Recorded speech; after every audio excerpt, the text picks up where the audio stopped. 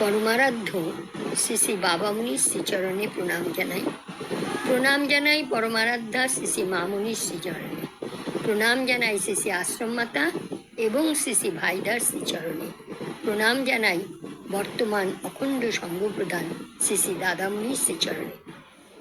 আজ 26শে মে 2024 আমাদের প্রিয় দিদিমণি শ্রী শ্রী আশ্রম মাতার পূর্ণ মহাপ্রয়াণ দিবস।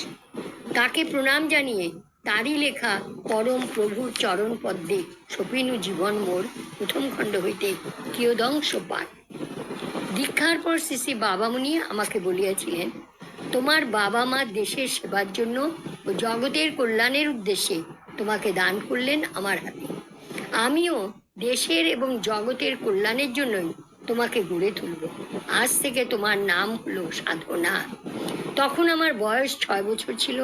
শিশুর অনবীক্ষ সরল মন সকল কথার প্রকৃত তাৎপর্য বুঝিতে না পারিলেও জানি না কাহার প্রেরণায় শ্রী শ্রী বাবামুনির পায়ে ধরিয়া প্রণাম করিয়া বলিয়াছিলাম, বাবা তুমি আমাকে শক্তি দাও, আমি যেন তোমার দেওয়া নাম সার্থক করতে পারি।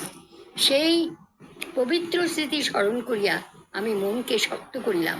বাবামুনি আমাকে আশীর্বাদ করিয়াছেন, অতএব বর্তমানের কোনো দুঃখকেই আমার দুঃখ বলিয়া গ্রাহ্য করা চলিবে না।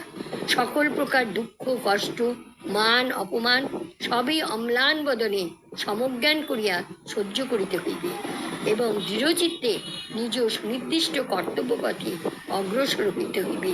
ইহাই হলো আমার সংকল্প। হরি ওম, জয় গুরু।